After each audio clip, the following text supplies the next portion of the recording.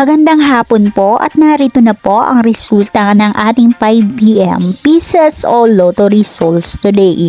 At para po sa draw natin ngayon ay ang 3D Lotto at ang 2D Lotto.